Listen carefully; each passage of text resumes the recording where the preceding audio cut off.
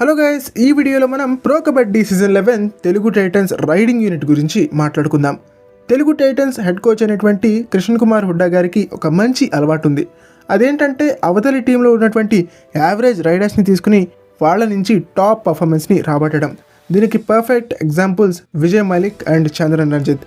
Pro kabaddi season 6 వరకు కూడా చంద్రన్ రంజిత్ ఒక average raider. But pro kabaddi season 6 ఆక్షన్లో దబాంగ్ ఢిల్లీ తరఫున కృష్ణ కుమార్ హుడ్డా గారు అతన్ని పిక్ చేసుకోవడం జరిగింది. అతని నుంచి టాప్ పర్ఫార్మెన్స్ని రాబట్టడం జరిగింది.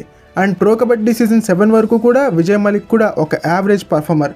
బట్ ప్రో కబడ్డీ సీజన్ 8 కోసం దబాంగ్ ఢిల్లీ తరఫున మరోసారి కృష్ణ కుమార్ హుడ్డా గారు అతనికి జట్టులో స్థానం కల్పించడం జరిగింది. అతను కూడా టాప్ పర్ఫార్మెన్స్ని డెలివర్ చేయడం మనం చూసాం. సో ఈ నేపథ్యంలో ఈసారి తెలుగు టైటన్స్ తరఫున కూడా ఆయన ఇదే స్ట్రాటజీని ఇంప్లిమెంట్ చేసేటువంటి ఛాన్సెస్ ఉన్నాయి. దానికి తోడు ఈసారి ఆక్షన్లోకి చాలామంది యంగ్ రైడర్స్ వస్తున్నట్టుగా సమాచారం.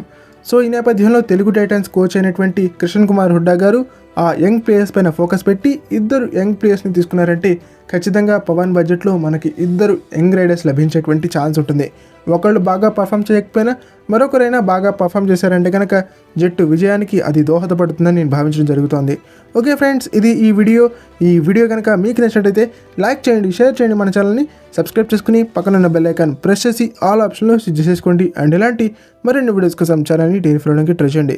ప్రో కబడ్డీ సీజన్ 11కి రిలేటెడ్గా వచ్చినటువంటి చిన్న అప్డేట్స్ నుంచి పెద్ద అప్డేట్స్ వరకు అన్నీ కూడా నేను మీకు అందించే ప్రయత్నం చేస్తాను. కాబట్టి ఛానల్ని వెంటనే సబ్స్క్రైబ్ చేసుకుని పక్కనున్న బెల్ ఐకాన్ ప్రెస్ చేసి ఆల్ ఆప్షన్లో స్విచ్ చేసుకోండి.